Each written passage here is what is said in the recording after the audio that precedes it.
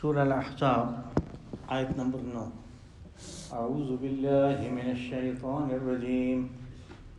بسم اللہ الرحمن الرحیم. یا ایہا الذین آمنوا اذکروا نعمت اللہ علیکم اذ جاءتکم جنود فارسلنا علیہم ریحا وجنودا لم تروها وکان اللہ بما تعملون بصیرا.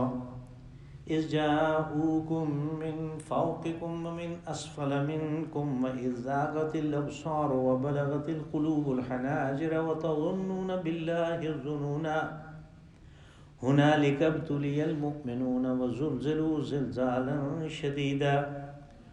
وإذ يقول المنافقون والذين في قلوبهم مرض ما وعدنا الله ورسوله إلا غرورا. وَإِذْ قَالَتْ طَائِفَةٌ مِّنْهُمْ يَا أَهْلَ يَثْرِبَ لَا مُقَامَ لَكُمْ فَارْجِعُوا وَيَسْتَأْذِنُ فَرِيقٌ مِّنْهُمُ النَّبِيَّ يَقُولُونَ إِنَّ بُيُوتَنَا عَوْرَةٌ وَمَا هِيَ بِعَوْرَةٍ إِن يُرِيدُونَ إِلَّا فِرَارًا. وَلَوْ دُخِلَتْ عَلَيْهِم مِّنْ أَقْطَارِهَا ثُمَّ سُئِلُوا الْفِتْنَةَ لَآتَوْهَا وَمَا تَلَبَّثُوا بِهَا إِلَّا يَسِيرًا. وَلَقَدْ كَانُوا عَاهَدُوا اللَّهَ مِن قَبْلُ لَا يُوَلُّونَ الْأَدْبَارَ وَكَانَ عَهْدُ اللَّهِ مَسْئُولًا. صدق اللہ العظیم. یا ایہا الذین آمنوا اذکروا نعمت اللہ علیکم. اے ایمان کا دعویٰ کرنے والوں، اللہ کی نعمتوں کو یاد کرو جو اس نے تمہارے اوپر کی. اذ جاءتکم جنود فارسلنا علیہم ریحا وجنودا لم تروها، کہ جب تمہارے اوپر چڑھ آئے بہت سے لشکر تو ہم نے بھیجی ان کے اوپر ہوا، اور وہ لشکر جو تمہیں نظر نہیں آتے تھے.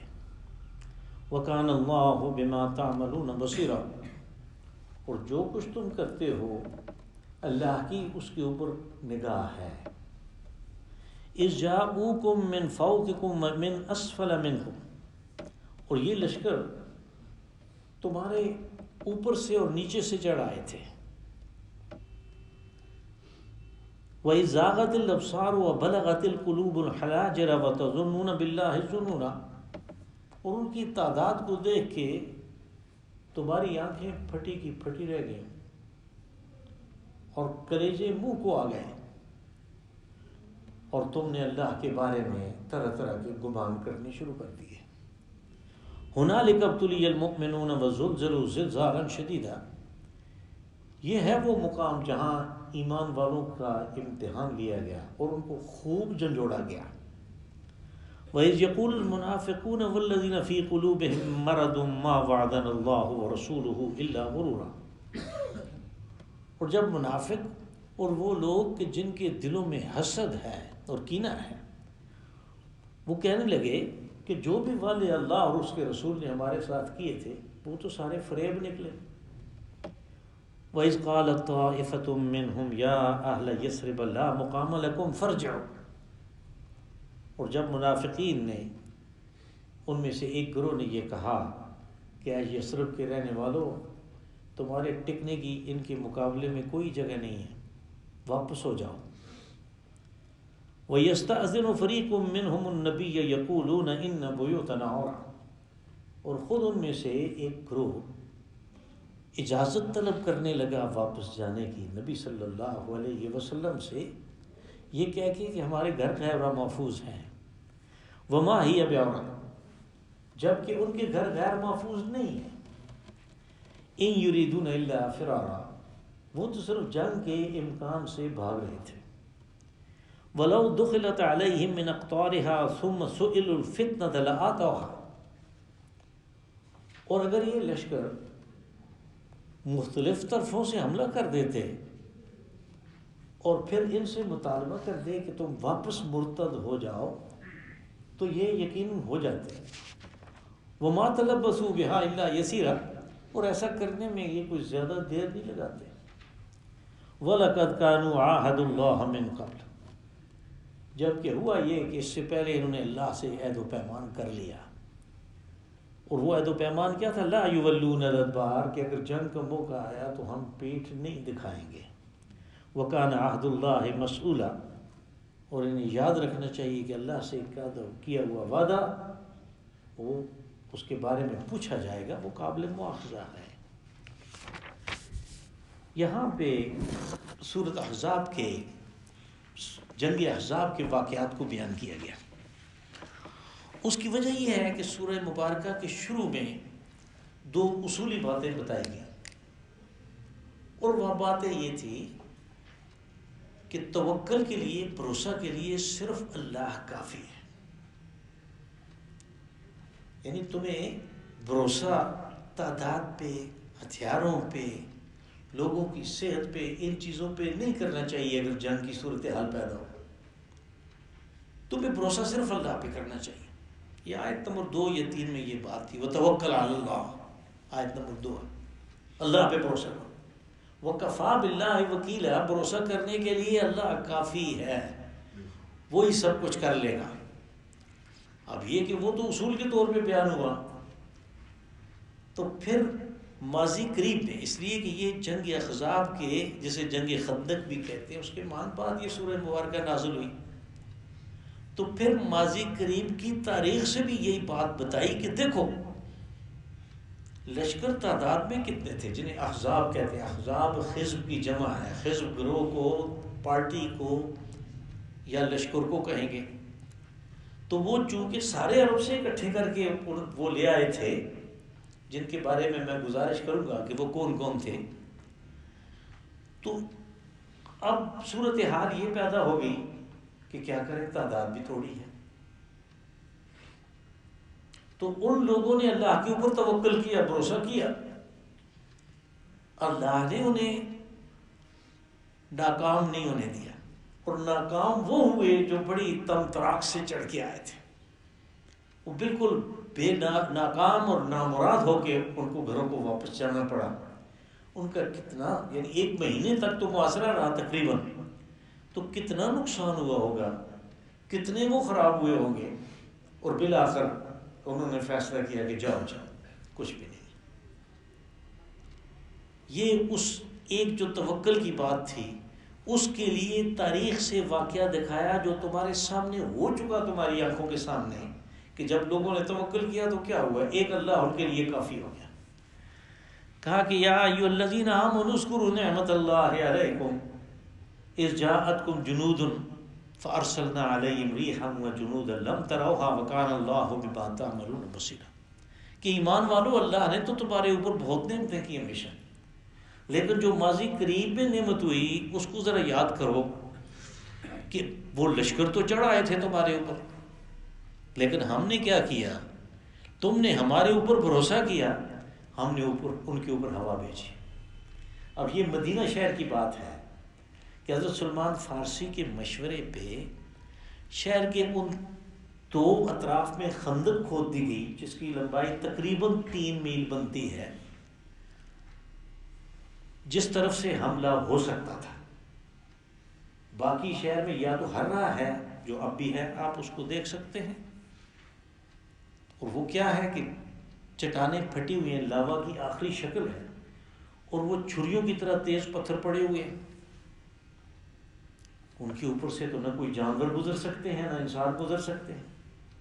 یا پھر باغات تھے کہ جن کے اندر سے کھجور کے باغات ہیں، اور ان کے درمیان کو زرعی علاقہ ہے، تو اس میں سے جب کہ پانی چھوڑا ہوا ہوتا ہے تو لشکروں کا گزرنا جو ہے وہ ممکن نہیں. دوسری طرف ان کے مشورے پہ خندق کھود دی گئی جہاں سے امکان تھا. تو یہ خندق 3000 آدمیوں نے، جن میں نبی صلی اللہ علیہ وسلم بذات خود شامل ہیں، انہوں نے یہ خندق کھود دی. یہ اتنی تھی کہ گھوڑا اگر اس سے کوئی چھلانگ لگوائے تو وہ نہیں لگا سکتا. ویسے بھی کوئی طریقہ اس کو پاٹنے کا بظاہر نہیں تھا. تو ان پورے جب وہ لوگ آئے تو وہ تو خندق دیکھ کے حیران رہ گئے، کیونکہ عرب میں تو یہ طریقہ جنگ تھا نہیں.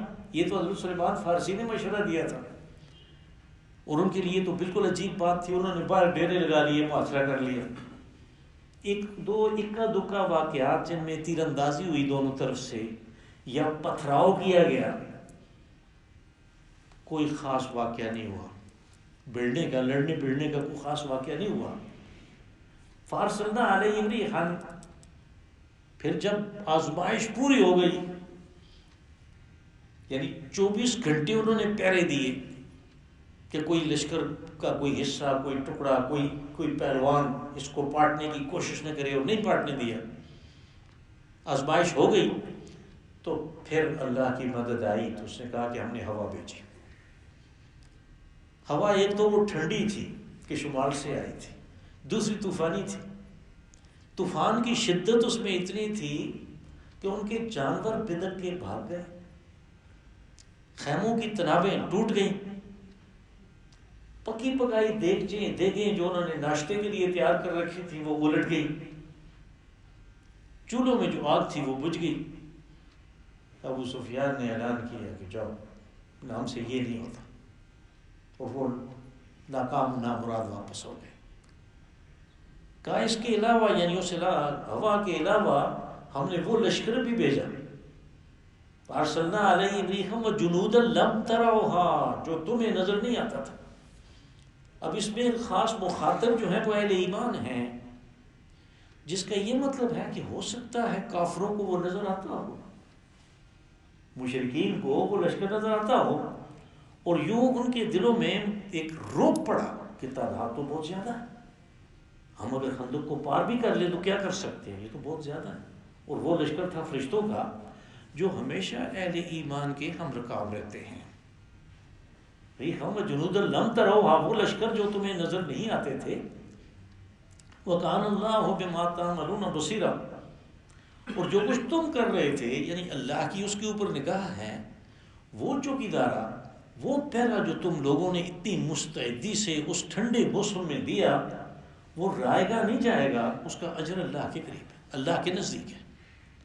اور رسول اللہ صلی اللہ علیہ وسلم نے فرمایا لَغَدْوَةٌ فِي سَبِيلِ اللَّهِ أَوْ رَوْحَةٌ، یعنی اللہ کے راستے میں ایک شام یا ایک صبح لگا دینا، اس قسم کے یعنی بارڈر کے اوپر پہرے میں، اور خندق کے اس پار پہرا جو ہے، یا کسی بھی میدان جنگ میں، اس وقت 24 گھنٹے تو جنگ ہوتی نہیں تھی، جنگ کرنے والے بھی آرام کرتے تھے، اس لیے کہ 8-10 گھنٹے لڑائی کرنے کے بعد انہیں بھی ضرورت تھی، وہ پیچھے ہٹ جاتے تھے دونوں طرف سے۔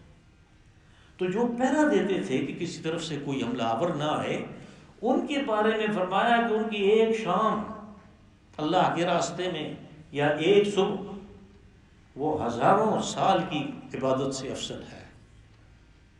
تو یہ وہ لوگ تھے کہ جنہوں نے تقریباً 28 دن اور بعض روایات کے مطابق 27 دن اور 27 راتیں انہوں نے پہرا دیا۔ تو کہا کہ اللہ تو دیکھ رہا ہے، کان اللہ بما تعملون بصیرا، تمہارے جو اعمال ہیں ان کو دیکھ رہا ہے۔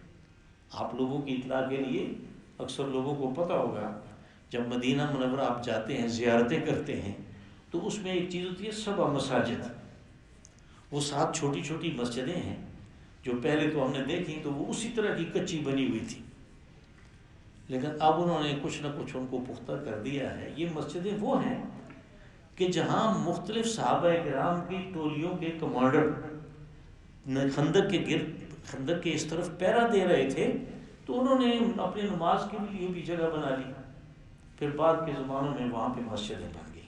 یہ 7 مساجد، 7 کو کہتے ہیں، 7 مسجدیں وہاں پہ دیکھی جا سکتی ہیں۔ اِذْ جَاءُوكُم مِّن فَوْقِكُم وَمِنْ أَسْفَلَ مِنْكُم، اب فوق کہتے ہیں اوپر کو، اسفل کہتے ہیں نیچے کو۔ جب ہم ترجمہ کرتے ہیں تو ترجمہ میں یہ آتا ہے کہ جب تمہارے اوپر سے آ رہے تھے اور نیچے سے، لیکن یہ محاورہ ہے۔ جب ہم چڑھائی پہ کسی چیز کی بات کرتے ہیں تو اس کو اوپر کہتے ہیں، اور جب اترائی میں بات ہو تو وہ نیچے ہوتا ہے۔ یعنی جیسے مکہ مکرمہ میں جب آپ جاتے ہیں حج کے لیے، عمرہ کے لیے، تو ایک محلہ جو ہے وہ مسفلہ ہے، وہ اسفل سے ہے، من اسفل منکم، یعنی وہ نیچے والا محلہ۔ عموماً گاؤں میں بھی نیچے والی اور اوپر والی محلے اس طرح ہوتے ہیں۔ تو یہاں بھی یہی بات ہے کہ جو مشرقی علاقہ ہے مدینہ کا وہ تھوڑا چڑھائی کے اوپر ہے، اور اس طرف سے دو وہ حملہ آور جو گروہ تھے وہ آئے تھے، وہ تھے غطفان اور حوازن، اور جو دوسری طرف ہے جو مکہ سے آنے والے عام راستے کے اوپر ہے وہ ذرا نیچے ہے، آپ کو پتہ ہے وہاں سے اترائی ہے، مدینہ جو ہے 3000 فٹ کے اوپر ہے، اور جب آپ اتر کے بدر آتے ہیں تو بدر زیرو پہ ہے، یعنی سمندر کے لیول پہ ہے، مکہ مکرمہ بھی سمندر کے لیول پہ ہے، زیرو پہ تو وہ طرف نیچے ہے، اس کو اسفل کہا، گاؤں تمہارے اوپر سے اور نیچے سے، یعنی ایک طرف سے اور دوسری طرف سے لشکر آ گئے، وزاغت الابصار۔ اب یہ محاورہ استعمال ہوتا ہے کہ خوف اور دہشت سے جو ہے کہتے ہیں آنکھیں پھٹی کی پھٹی رہ گئی، وہ بلغت القلوب الحناجر، قلوب قلب کی جمع ہے، قلب دل کو کہتے ہیں، لیکن عرب یہ اس کو دل کو استعمال کرتے ہیں دہشت کے لیے، خوف کے لیے، ہمارے ہاں کلیجہ اس کو کہتے ہیں، کلیجہ منہ کو آنا، یعنی کوئی آدمی خوف زدہ ہو جائے، دہشت زدہ ہو جائے، کہتے ہیں کلیجہ منہ کو آ گیا، وہ دل استعمال کرتے ہیں، تو بامحاورہ ترجمے میں ہم نے کہا کہ کلیجے منہ کو آ گئے، وَتَظُنُّونَ بِاللَّهِ الظُّنُونَ، اور اللہ کے بارے میں تم طرح طرح کے گمان کرنے لگے، اس لیے کہ اندازہ ہوا کہ اب تو یہ تاراج کر دیں گے سارے شہر کو، ہمیں قتل کریں گے، ہمارے بچوں کو لے جائیں گے، غلاموں کی منڈیوں میں فروخت کریں گے، ہماری عورتوں کی عزتیں پامال کریں گے، تو اس دہشت سے کہ یہ تو بہت زیادہ ہے، کیونکہ وہ 10,000 تھا اور دفاع کرنے والے 3,000 بھی نہیں تھے، اور وہ 10,000 کوئی کسی تھوڑی سی تیاری کے ساتھ نہیں آئے تھے، بلکہ ان کے پیچھے یہود کا سرمایہ تھا۔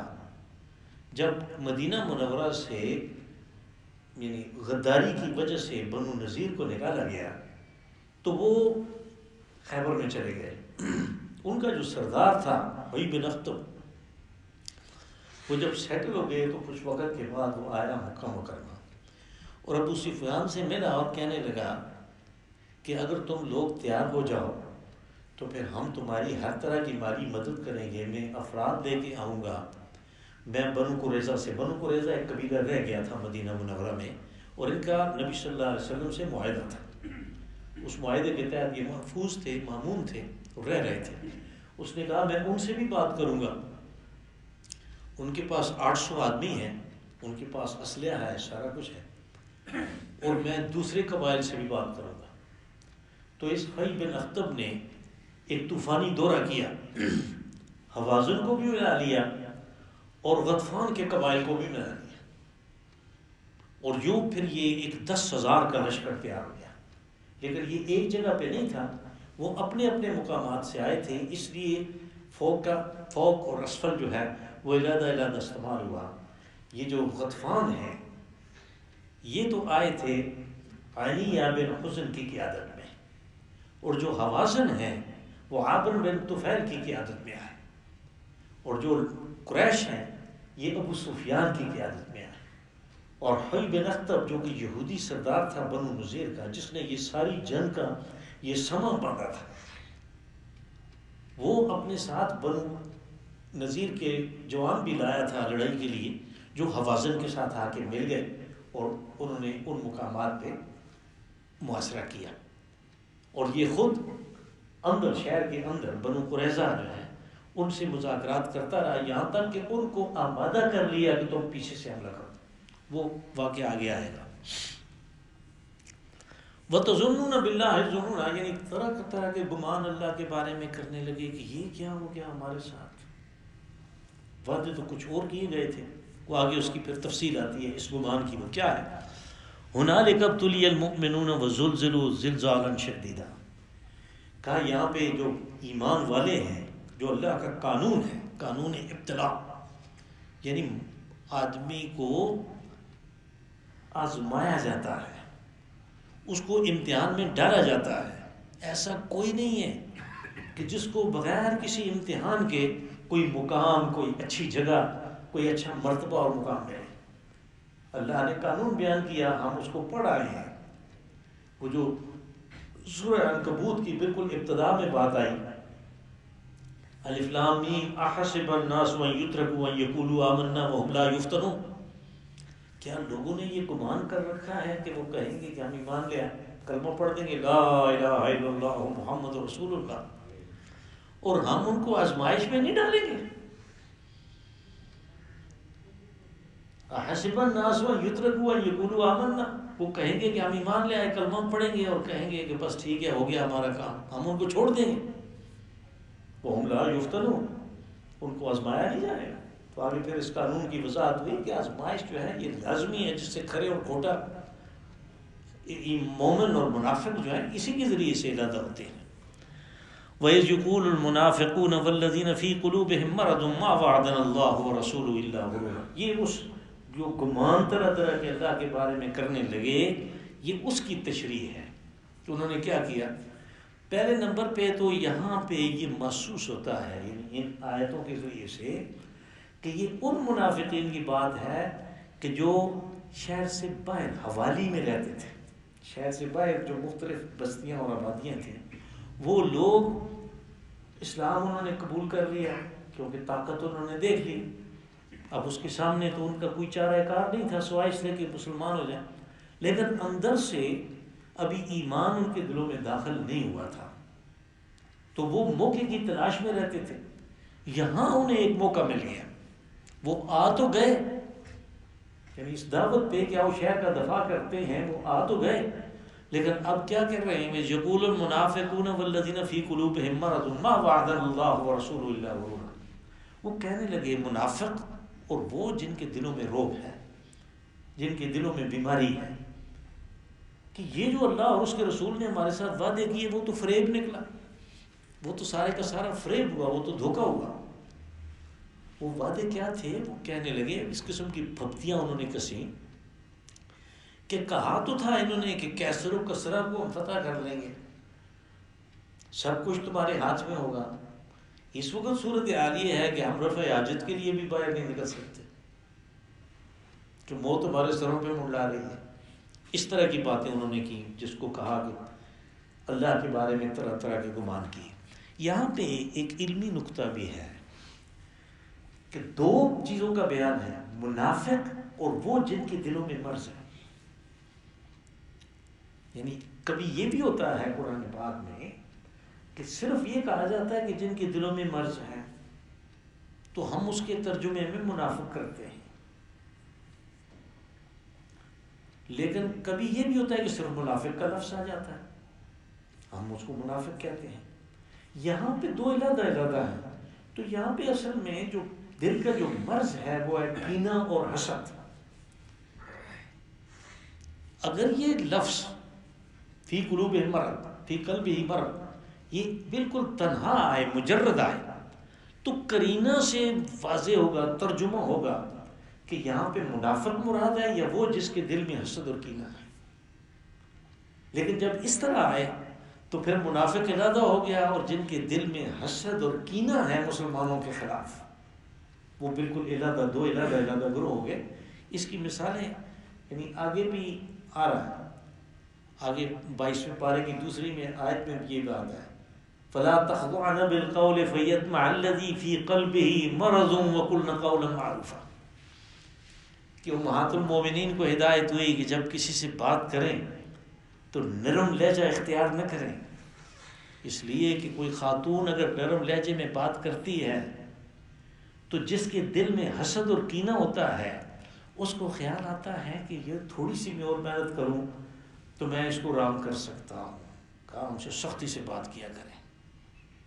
اور اسی طرح سورہ محمد میں یہ بات آئی، ام حسب الذین فی قلوبہم مرض ان لن یخرج اللہ اضغانہم، کیا وہ لوگ جن کے دلوں میں کینہ اور حسد ہے وہ سمجھتے ہیں کہ یہ اپنی اس چیز کو چھپائے رکھیں گے؟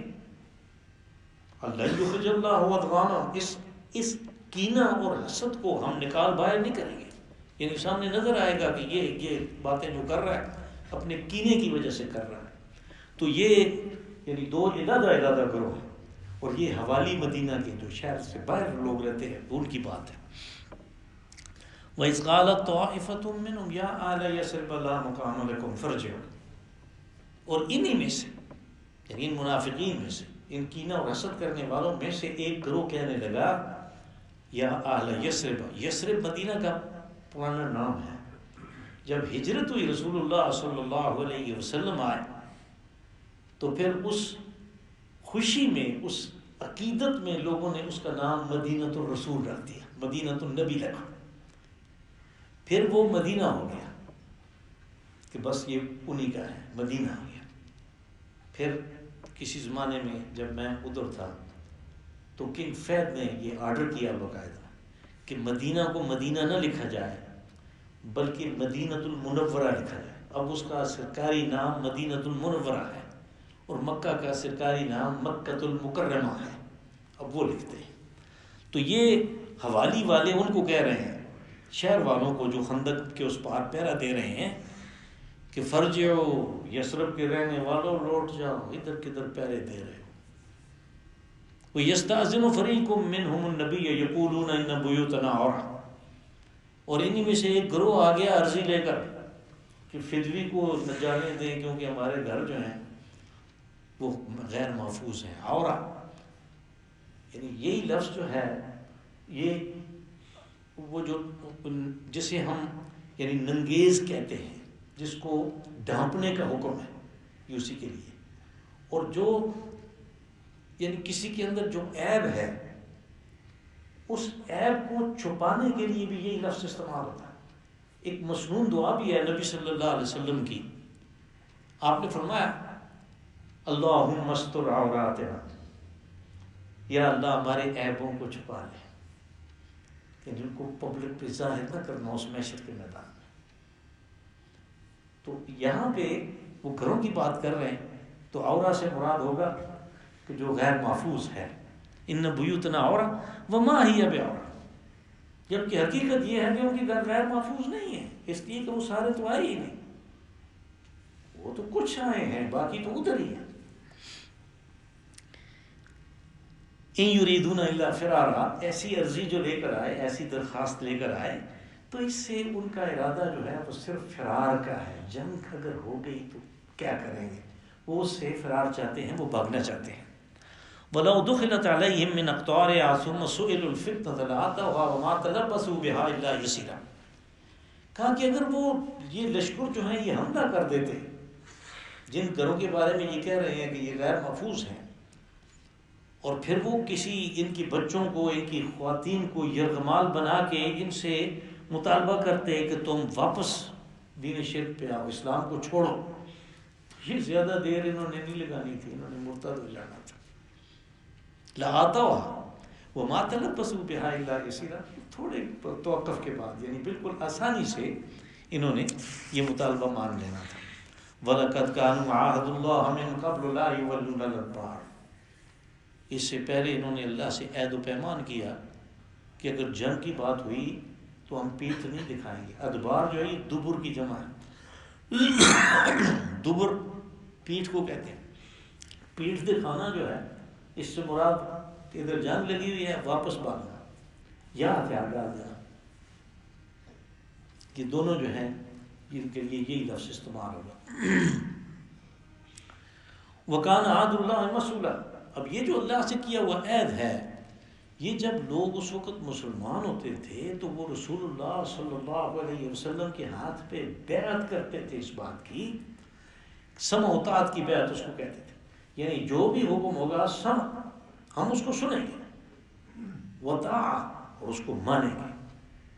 اب یہ سمع و طاعت کی جو بیعت ہے، یہ بیعت ہوتی تھی جنگ کے لیے، یعنی قربانی جس وقت چاہیے ہوگی، مال کی قربانی چاہیے ہوگی یا جان کی قربانی چاہیے ہوگی، جو کچھ چاہیے ہوگا، جو تقاضا ہوگا وہ ہم پیش کریں گے۔ یہ عہد و پیمان ہو جاتا تھا، اس کو بیعت کہتے تھے، وہ مسلمان ہو گیا۔ اب یہاں پہ اللہ نے ان کو ایک باقاعدہ ایک قسم کی دھمکی دی کہ یہ مت سمجھو کہ تم بھول گئے اس عہد و پیمان کو تو ہم بھی بھول گئے، نہیں، کان عہد اللہ مسئولا، جو اللہ سے کیا ہوا عہد و پیمان ہے اس کے بارے میں پرسش ہوگی، اس کے بارے میں پوچھ ہوگی، اور اس کا نتیجہ جو ہے اس کو مبہم رکھا کہ پوچھنے کے بعد جب وہ ٹوٹ گیا تو پھر کیا ہوگا، وہ ابہام جو ہے اس کے اندر بہت خوفناک یہ منظر ہے کہ آگے دوزخ جو اللہ سے کیے ہوئے ہے تو پیمان کو توڑے۔ اللہم صلی وسلم وبارک وانعم علی عبدک ورسولک ونبیک محمد صاحب المقام المحمود والحوض